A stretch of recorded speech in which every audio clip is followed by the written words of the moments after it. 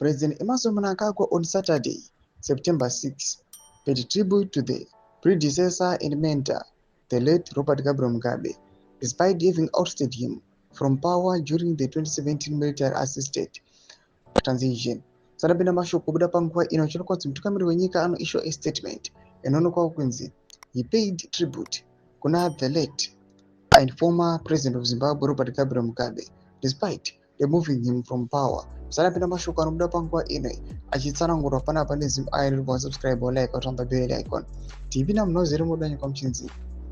In a statement, Mnangagwa described Mugabe as a towering figure in the liberation struggle and a pan-Africanist whose contribution to Zimbabwe and the continent remain significant. Today, our nation commemorates the passing of the late founding president of Zimbabwe, Comrade Robert Gabriel Mugabe, a fearless liberation fighter and pan-Africanist.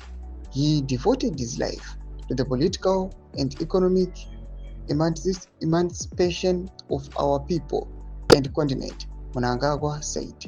The president added that the government remains committed to carrying forward Mugabe's ideals of sovereignty and self-determination.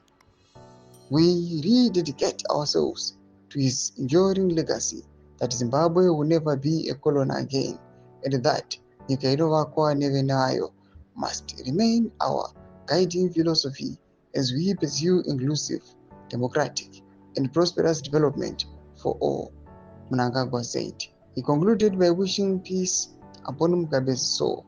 May his soul rest in eternal peace. Nomashukantokwa nemutungamiri wenyika, macritics ari kuuya panapa achimuaccusa achiti yes, he is paying a tribute kuna the late and former president of Zimbabwe, but is the one who facilitated his removal. Tuzive mafungiro enyu matudi pamusoro pechiriko ichi. Pinda comment section medu, subscribe or like and turn on the bell icon.